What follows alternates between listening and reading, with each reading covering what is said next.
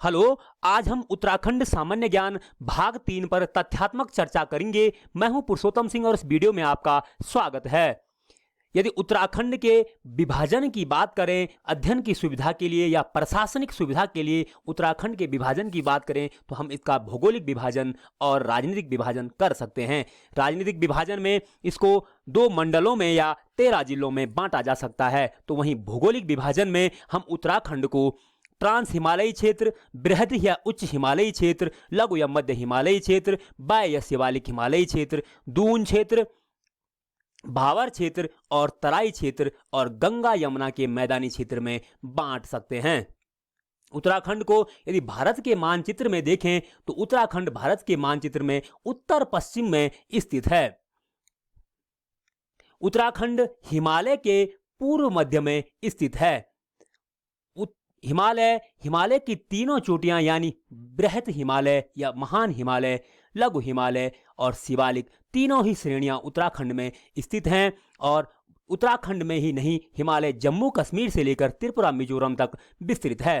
अब हिमालय की ये जो 3 श्रेणियां हैं, बृहत हिमालय या महान हिमालय, लघु हिमालय या शिवालिक श्रेणी, इनको मुख्य केंद्रीय भ्रंश जो है यानी मेन सेंट्रल थ्रस्ट जो है वो मुख्य हिमालय और लघु हिमालय के मध्य में है। मतलब एक जो बड़ी सी दरार है जिसको कि मुख्य केंद्रीय भ्रंश कहा जाता है, भ्रंश का मतलब दरार, ये मुख्य हिमालय और लघु हिमालय के मध्य में है। तो वहीं विशाल सीमांत भ्रंश जो मेन बाउंड्री थ्रस्ट है वो लघु हिमालय और शिवालिक हिमालय के मध्य में है। ऐसा कहा जाता है कि जहां पे आज हिमालय है, हिमालय पर्वत है, वहां पे कभी टेथिस नामक सागर हुआ करता था। अब यदि उत्तराखंड के मानचित्र में हम इन श्रेणियों को देखें तो इस टाइप से मेरा अलग अलग कलर में इसको दर्शाया गया है। जो ये कलर है, इस कलर से हमें जास्कर श्रेणियों को दर्शाया हुआ है। तो जास्कर श्रेणियां इस प्रकार से विस्तृत हैं। उत्तरकाशी, चमोली और यहाँ पिथौरागढ़ में जास्कर श्रेणियां हमको विस्तृत दिखाई दे रही हैं।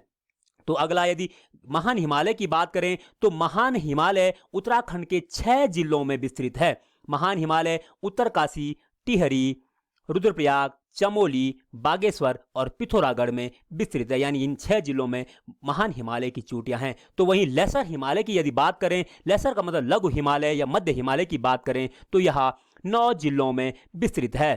यदि इसको देखें, उत्तरकाशी में है, टिहरी गढ़वाल में है, देहरादून में है, चमोली में है, रुद्रप्रयाग में है, पौड़ी में है और अल्मोड़ा में है और चंपावत में, नैनीताल में भी लेसर हिमालय है।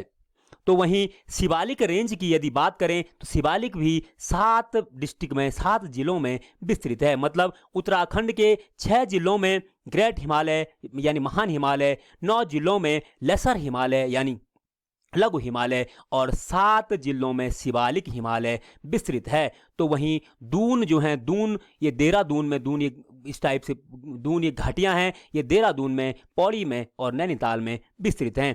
तो वहीं यदि उधम सिंह नगर की बात करें तो उधम सिंह नगर तराई क्षेत्र में पड़ता है। अब यदि सैटेलाइट इमेज की यदि बात करें तो ये जो ऊपर वाला पोर्शन हमको दिखाई दे रहा है, जहां पे ये बर्फ टाइप की दिखाई दे रही है, ये महान हिमालय की श्रेणियां हैं। तो ऊपर वाला जो क्षेत्र है ये ट्रांस हिमालय क्षेत्र हमको दिखाई दे रहा है, जो जिनकी की ऊंचाई हिमालय से कम है। तो वहीं ये वाला जो क्षेत्र है इसमें हमें लघु हिमालय या मध्य हिमालय दिखाई दे रहा है। तो वहीं देहरादून वाला जो ये एरिया हमको दिखाई दे रहा है, इसमें यहाँ दून की घाटियाँ, और यहीं यदि जिम कॉर्बेट की बात करें तो यहाँ ये जिम कॉर्बेट में और यहाँ नैनीताल में हमको ये दून दिखाई दे रहे हैं। तो वहीं दूसरी ओर यदि इन दून से नीचे की ओर आएँ तो यहाँ हमको ये लेसर हिमालय या लघु हिमालय या शिवालिक हिमालय दिखाई दे रहा है। यदि थोड़ा और जूम करके देखें तो इसमें थोड़ा और स्पष्ट रूप से ये दिख रहा है। इस प्रकार से ये यहाँ दून है, इस प्रकार से ये लेसर हिमालय है और ये लघु हिमालय है, और इस प्रकार से ये बृहत हिमालय, और यहाँ ऊपर ट्रांस हिमालयी क्षेत्र विस्तृत है। ट्रांस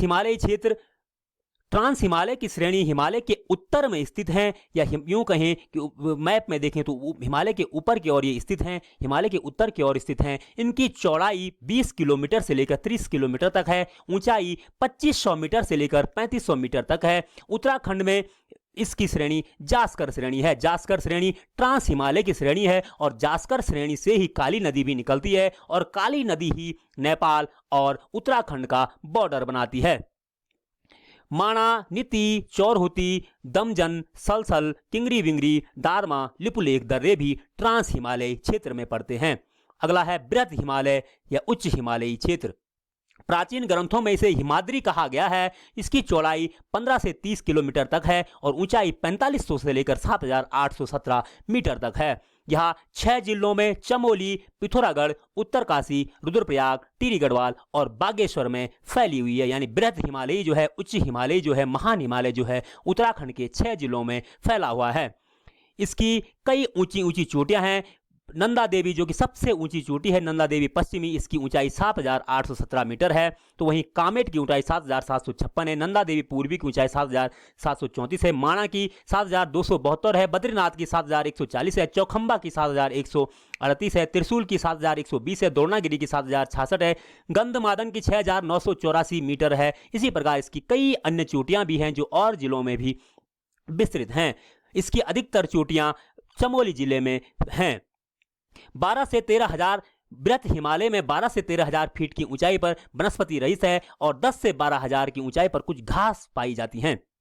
तो वहीं 10,000 फीट से नीचे नुकीली पत्ती वाले शीतोष्ण कटिबंधीय सदाबहार वन मिलते हैं। यह है आपकी सबसे ऊंची चोटी उत्तराखंड की नंदा देवी। उत्तराखंड की सबसे ऊंची चोटी नंदा देवी एवं भारत की सबसे ऊंची चोटी कंचनजंगा के बाद जो कि सिक्किम में है, उसके बाद ये दूसरे नंबर की चोटी है। नंदा देवी पर्वत की ऊंचाई 7117 मीटर है। राज्य में सर्वाधिक ऊंचाई वाली अधिकांश चोटियां चमोली जिले में स्थित हैं।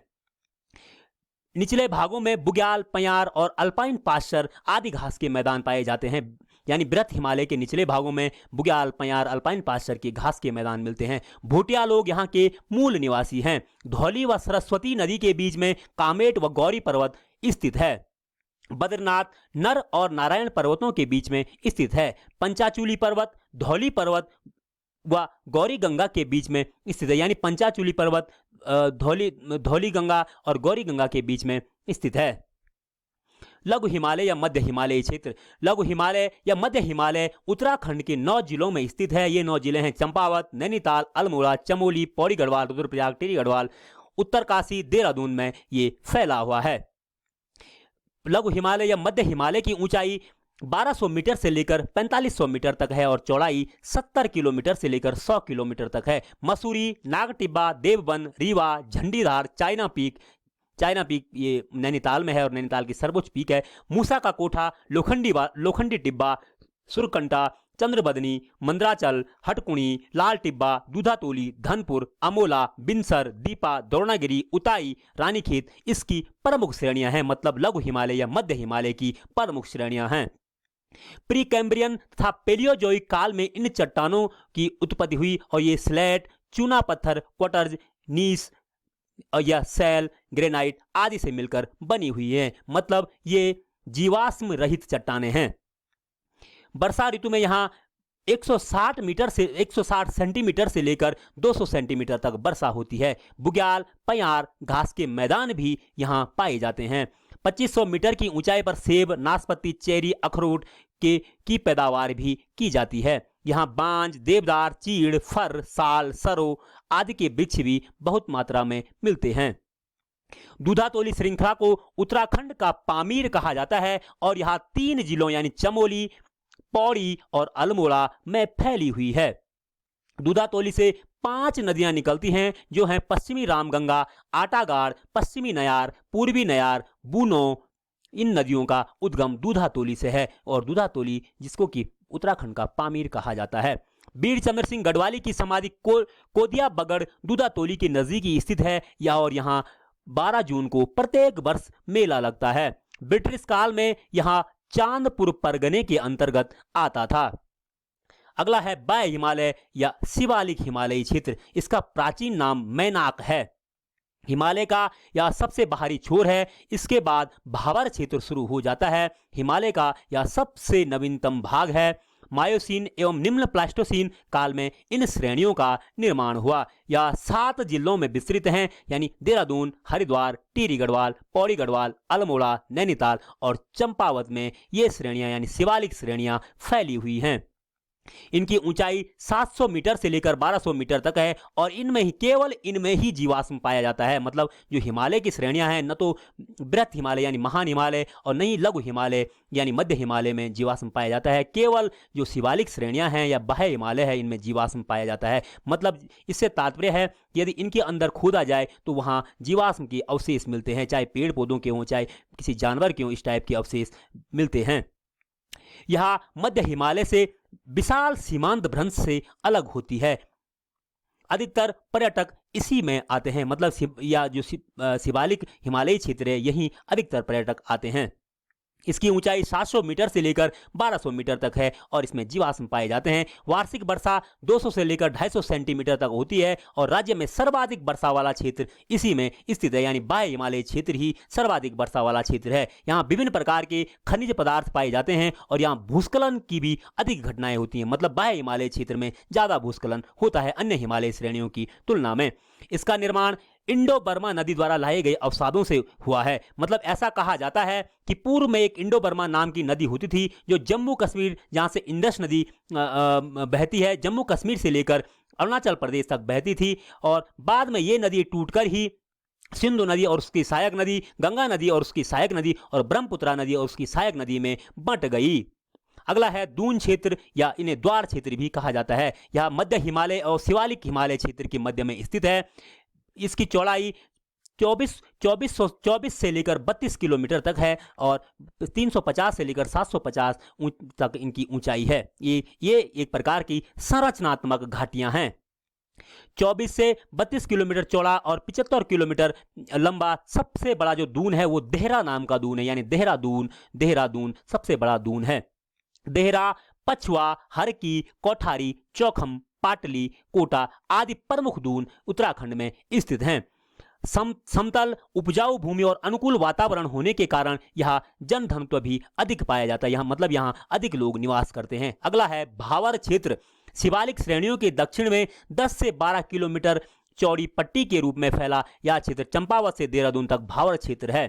इसका निर्माण प्लेस्टोसीन युग में शिवालिक से उतरने वाली नदियों द्वारा बहाकर लाए गए वजनी अवसादों के निक्षेपों, मतलब जो शिवालिक श्रेणी से उतरने वाली नदियां हैं उनके द्वारा लाए गए बड़े बड़े अवसाद जो थे, चाहे उनमें पत्थर थे चाहे मिट्टी के बड़े बड़े अवसाद थे, उससे इनका निर्माण हुआ भावर क्षेत्र का। यह क्षेत्र उबड़ खाबड़, क्योंकि बड़े बड़े अवसाद हैं तो यह क्षेत्र उबड़ खाबड़ है, पत्थर हैं और मोटी बालू युक्त मिट्टी है।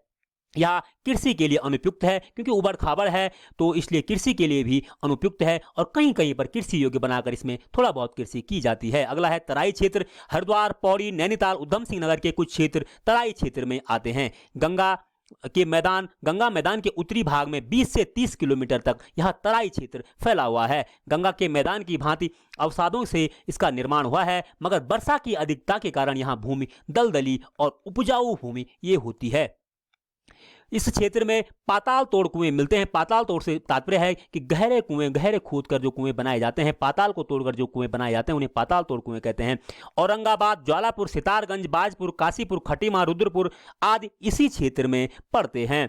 यहाँ गढ़वाली, कुमाऊनी के अलावा पंजाबी, हरियाणवी और बंगाली लोग भी निवास करते हैं।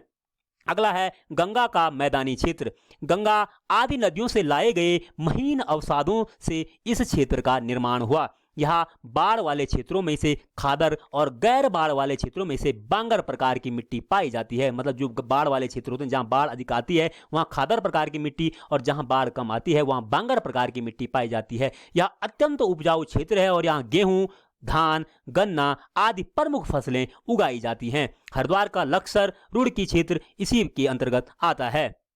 धन्यवाद। Please subscribe, share, like and comment this channel.